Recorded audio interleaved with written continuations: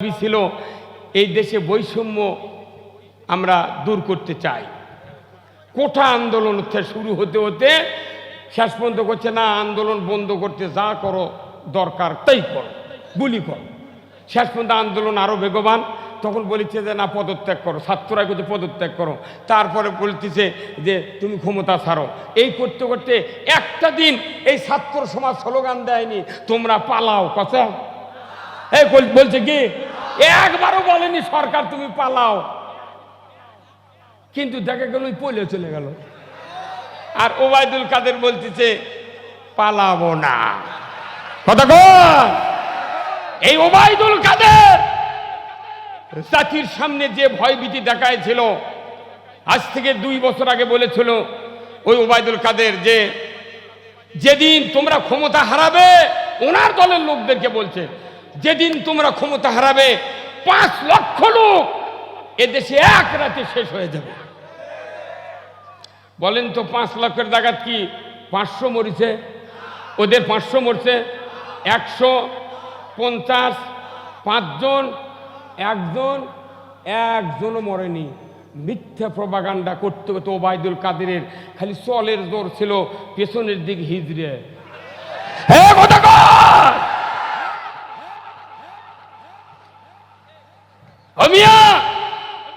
জাতিকে ধ্বংস করতে গিয়ে যা দরকার এই সরকার করেছে, কিন্তু আমরা তাদেরকে ধন্যবাদ দিই যে তারা পলে গেছে, ভালো কাম করতে। কি ভাই, কারণ কেউ তো লাঠিলে তারা ধরিনি আমরা, এটি থাকলে হয়তো মারামারি হলো হয়নি, কিন্তু পলে গেছে। এখন আপনি শোনেন, এই যে কোরআন শরীফে 6362টা আয়াত আছে, 2-4 আয়াত কম মারা।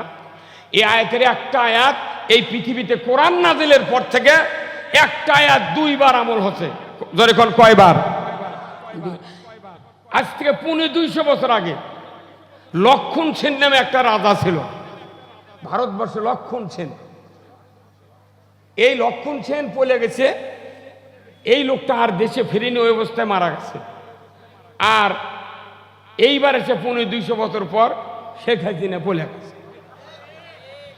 এই কোরআন শরীফে আয়াতটা আছে, এই আয়াতের এই 2 বার আমল হচ্ছে। আয়াতটা আমি এখনই শুনেছি আপনাকে। ইয়া মাশারাল জিন্নি ওয়াল ইনসি ইন ইসতাতা'তুম আন তানফুযু মিন আকতারিস সামাওয়াতি ওয়াল আরদ ফানফুযু লা তানফুযুনা ইল্লা বিসুলতান। সুলতান মানে রাজত্ব। কার রাজত্ব? আল্লাহ বলছেন মানুষ এবং জিনের ভেতরে তোমরা যদি আমার আনুগত্য, আমার বশ্যতা, আমার ইসলাম যদি মেনে নিতে না পারো, আমি আল্লাহ বলে দিচ্ছি আমার রাজ্য থেকে বেরিয়ে যাও। কারু তারা ধরা লাগেনি, হুমকি দেওয়া লাগেনি, ওরা বুঝে পারছে আমরা আল্লাহর আনুগত্য করিনি, অতএব যাইবা। আমাদের বাংলাদেশ জামাত ইসলামের উপর যে অত্যাচার নির্যাতন করছে, একজন বিচারপতির নাম হলো কালামানি। আমি ওই যেদিন ফেসবুকে দেখেছি যে কলার পাতা ছুঁয়ে থসে, সেই দিন 14টা মামলার একেবারে মোট দুঃখ ভুলে গেছে। আমার বক্তৃতার বয়স 46 বছর। 1976 সনে দাখিল পাশ করছি, 2 বছর গ্যাপ দিয়ে 66 বছর বয়স আমার মতো মানুষ জেলখানার তুলে কত হুজুর মাথার টুপি খোলেন। কে? আমার একটু চুল বড় আছিল ভাই, চুল কাটে পারিনি বক্তৃতার চাপে। তো করছে যে জেল গেটে পুলিশ বলেছে ভাই হুজুর টুপি খোলেন। টুপি খুললাম, বলছে হাত দিয়ে না চুলত বাড়ি দেন। কে? নাতে গাঁজার পুরে টুরে থাকতে পারে না। কতখানি নির্লজ্জ করেছিল আমাদেরকে। জাতির ঘাড়ে যখন জালিম চেপে পড়ছে, 2টা কাজ তারা করে, মানি লোকের মান খর্ব করে আর মানুষে দাঙ্গা লেগে দেয়। আমরা দিব্যিসকে এই কাজগুলো দেখেছি কিনা? তাহলে এই অসুস্থগুলো আমি এই জন্য বললাম, এই অসুস্থতা কেমনি দূর হবে এর চিকিৎসা আমি দিতে চাই। আপনাকে রাজি আছেন? তাহলে আপনাদেরকে আগে পরীক্ষা করব, আপনাদের জবান দিয়ে আপনাদেরকে পরীক্ষা করব, দেখি আপনারা কোন চিকিৎসায় এই ব্যাধিগুলো দূর করতে চান। আমি একটু তকবির দেব, যুবক ভাই যারা আছেন একটু গলা খাকার দেন, একটু গলার কাছে শক্তি নিয়ে আসেন। লিল্লাহে তাকবীর, নারাই তাকবীর, নারাই তাকবীর। আল কোরআনের আলো কোথায় খোলেন? সব কয়নি তো। যে লোক বলবে আল কোরআনের আলো ঘরে ঘরে জ্বালো, তাহলে ঘরে ঘরে কোরআন কয়েক হাজার কৌটি আছে বাংলাদেশত। হাটহাজারি মাদ্রাসা আছে 72 কপি কোরআন, লালবাগ ঢাকাতে আছে 35,000 কপি, এরপর জামিল মাদ্রাসাত আছে 22,000 কপি কোরআন। বাংলাদেশে 90,000 মাদ্রাসাত কয়েক হাজার কোটি কোরআন আছে। 5,12,000 মসজিদে কয়েক হাজার কোরআন আছে। এরপরে পুরো বাংলাদেশের এক একটা বাড়িতে 4টা ছেলে, ছেলের 4 স্ত্রীর কাছে 4টা কোরআন, শাশুড়ির কাছে 1 কোরআন, 5টা কোরআন, 100 বাড়ির 500 কোরআন। সারা বাংলাদেশে কয়েক হাজার লক্ষ কোটি কোরআন আছে। দেশে শান্তি আছে? কয় কোরআন দরকার? কোথায়? সেটা কোন নিকে? এই কোরআন দিয়ে আল্লাহ রসুল 10 বছর 12.5 লক্ষ বর্গ মাইল শাসন করেছেন মদিনার মসজিদে নববীর মিম্বরে বসে। কে আপনার শক্তি দিল রসুলের উম্মত হওয়ার পরেও কোরআন বাদ দিয়া, চাচা মামার সংবিধান দিয়া দেশ চালাবেন সাহস কে দিয়েছে আপনাকে?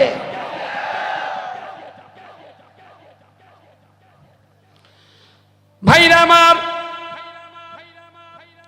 কোরআনুল কারীম রব্বুল আলামিন আয়াত নাজিল করে দিলেন আদম আলাইহিস সালাম থেকে শুরু করে শেষ নবী পর্যন্ত। কোরআনুল কারীম যত সহিফা, যত কিতাব আল্লাহ তাআলা নাজিল করেছেন, আসমান থেকে প্রত্যেকটা কিতাবে একই বক্তব্য দিয়েছেন সর্বপ্রথম।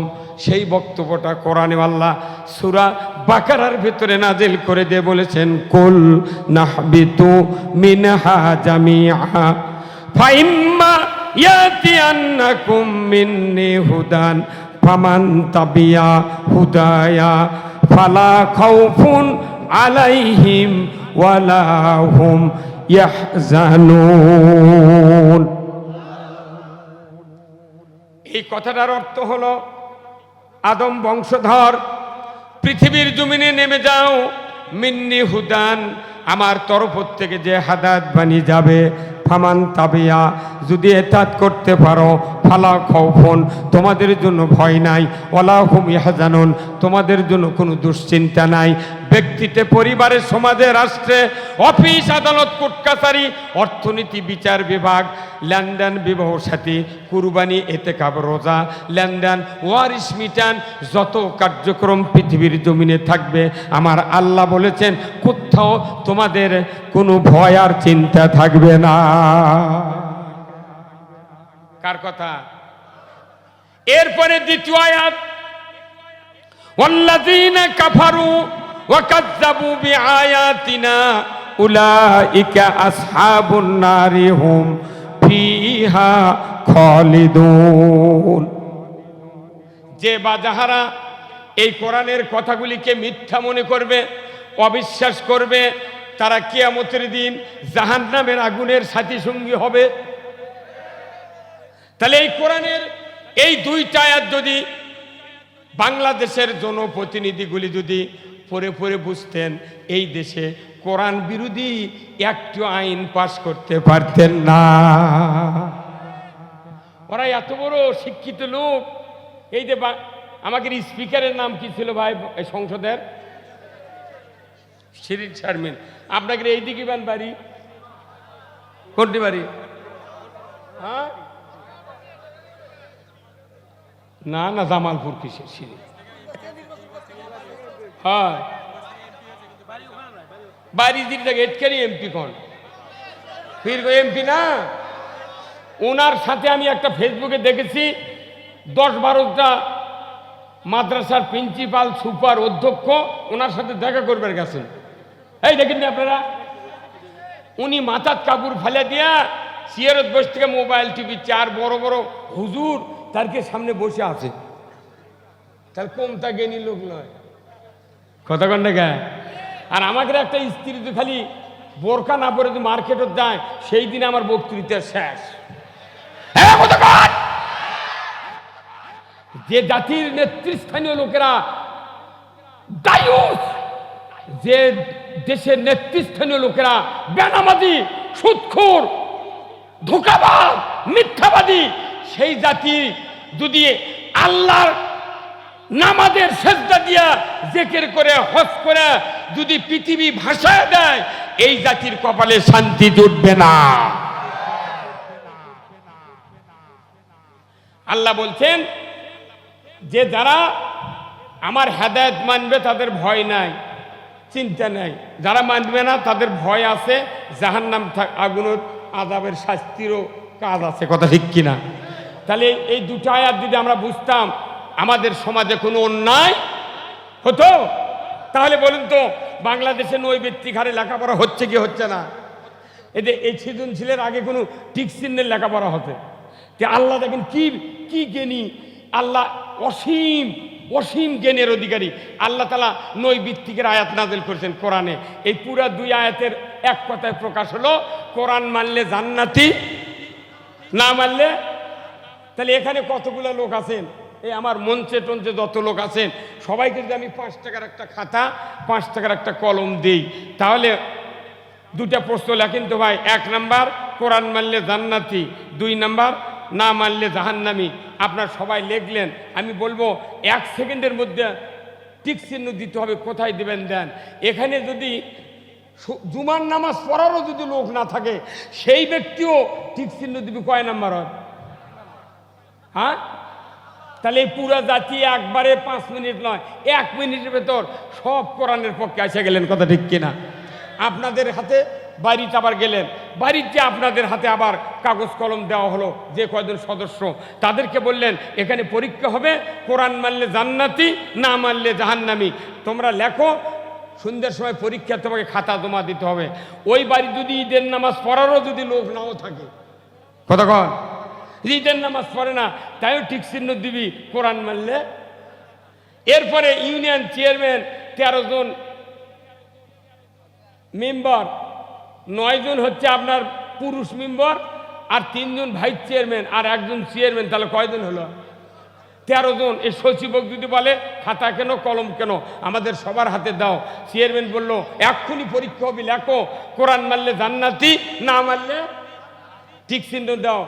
5 সেকেন্ডের মধ্যে ঠিক চিহ্ন দিয়ে দিবি যে কোরআন মানলে জান্নাতি। তাও কে? যে মেম্বার 6 মাসের মধ্যে ফজরের ওযু করেনি, ইও ঠিক চিহ্ন দিবে 1 নাম্বার। হ্যাঁ, কথা বল। সংসদে 300 জন এমপি আছে, শিরিন শারমিন প্রধানমন্ত্রী বললেন যে তুমি তাড়াতাড়ি খাতা দাও, 300 জন এমপির মধ্যে লেখো কোরআন মানলে জান্নাতি, না মানলে জাহান্নামী, ঠিক চিহ্ন দাও। তাকলো মুরাদও 1 নম্বর টিক দিবি। এই কথা কর। এই বাংলাদেশের মোট মানুষ কোরআনের পক্ষে আনতে কয় মিনিট লাগলো? তারই জন্যে এতই বক্তৃতা, লেসুরে বক্তৃতা। সাইদির মতো লোক একবারে 60 বছর বক্তৃতা দিয়ে জেলখানার মধ্যে 13 বছর থুয়ে, তাও আশা মিটল না। জানলো যে আমাকে গদি তো আর থাকবে না, যদি সাইদিক না আমারে ফেলে দিই, তাহলে তো যদি বাড়ায় আমাকে আরো শেষ। কথা কর। আর ওই বাগের লাগানো ওই কপড়াচক ওই ডাক্তার নাম কি, ওগুলার নাম মনে থাকে? নায়ক নায়িকার নাম মনে থাকে কি? মিয়া ইঞ্জেকশন পুশ করে তাকে শহীদ করে দেওয়া হয়েছে। সেই লোকটার জানাজাও শুদ্ধ ঢাকাত করবে দেয়নি। এটা কি কমতা আমাদের দুঃখ? হ্যাঁ, আর আজ কি হলো?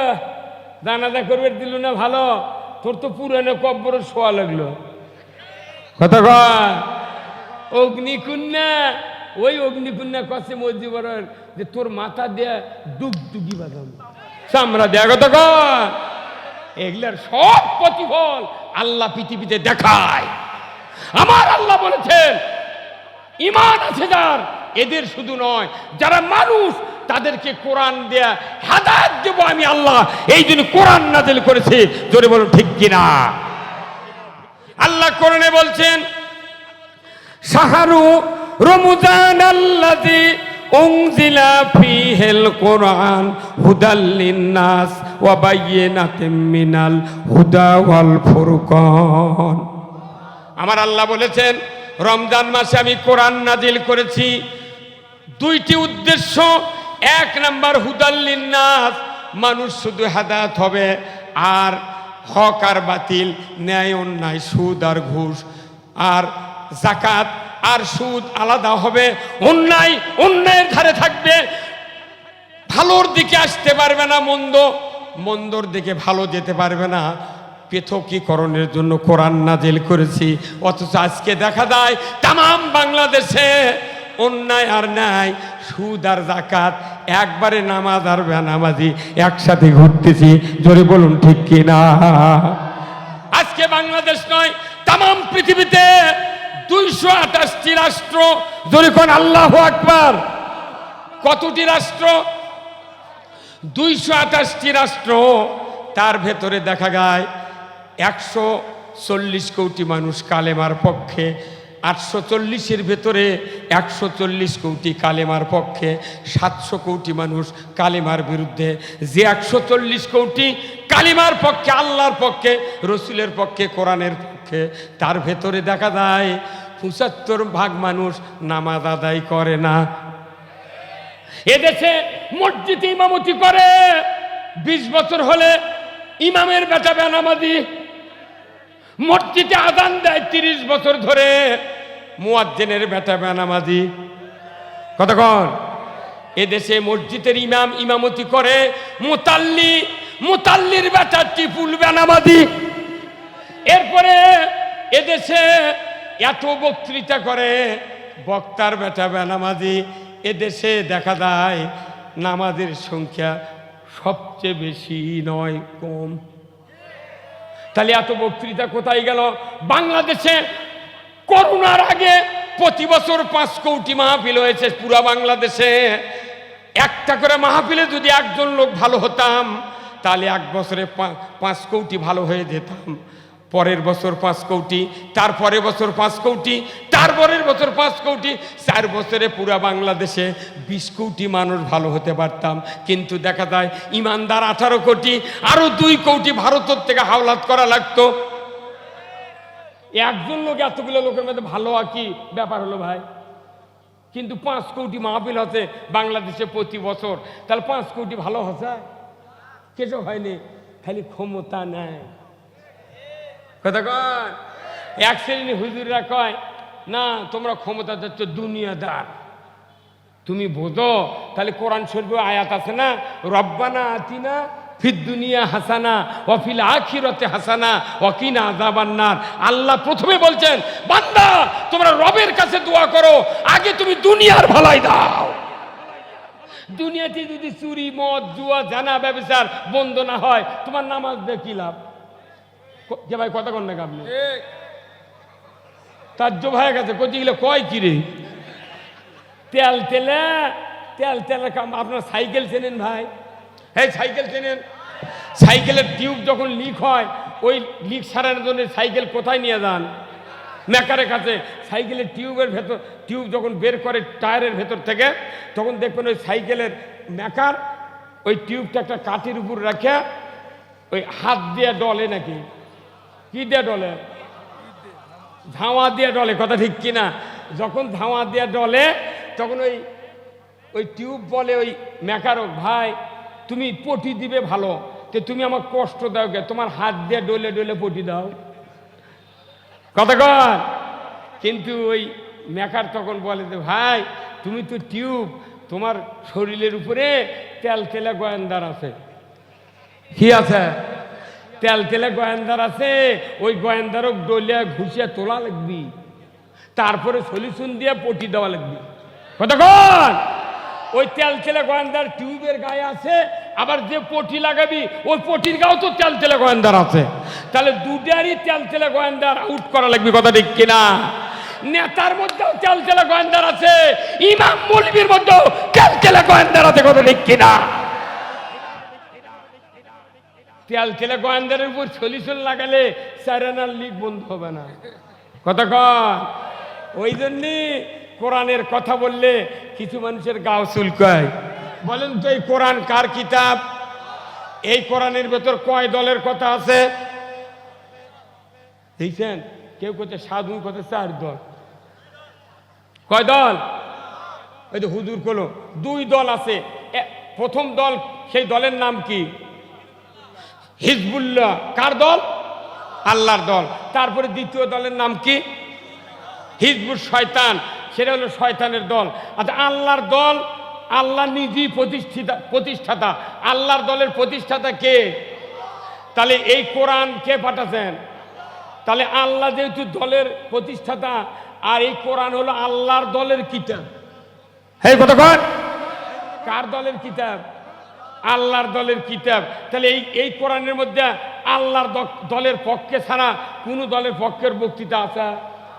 এই কথা কোন আছে? হ্যাঁ ভাই, কথা কোন না আপনি? আছে? কার বক্তৃতা এর ভেতরে? আল্লাহর দলের বক্তৃতা আছে এর ভেতর। তাহলে আল্লাহর দলের বক্তৃতা যখন হুজুরা করবি, যাই আল্লাহর দলের বিপক্ষে, ওর গাও চুলকাবি কিনা? কথা কনে কেনা? সেই দিন তো চুলকাচ্ছে। চুলকে ওরা কখন বুঝবি?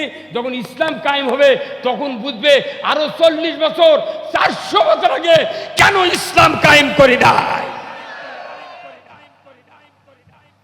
ভাইরা আমার, এই কোরআনুল কারিমে আল্লাহ তাআলা বলেছেন মানুষগুলি শুধু হাদায়াত হবে, হক আর বাতিল পৃথক করবে এই কোরআন। শুধু এতটুকুই বলে আল্লাহ ক্ষান্ত দেয় নাই। রসুলকে দায়িত্ব দিয়েছেন, হে রসুল আপনি পৃথিবীর জমিনে যান। হুয়াল্লাযী আরসালা রাসূলাহু বিল হুদা ওয়া দীনিল হক লিইয়ুযহিরাহু আলাদ-দীনি কুল্লিহি ওয়ালাহু কারিহাল মুশরিকুন। আমার আল্লাহ বলেছেন, নবী হে, আমি সেই সত্তা, তিনি তার রসুলকে আমি পাঠিয়েছি সত্য হাদায়াত দিয়া, জীবন ব্যবস্থা দিয়া, দ্বীনি হক দিয়া। আপনি পৃথিবীর জমিনে গিয়া মানুষের তৈরি করা মতবাদ, আইন কানুন উৎখাত করে দিয়ে একমাত্র আমি আল্লাহ আমার দেওয়া জীবন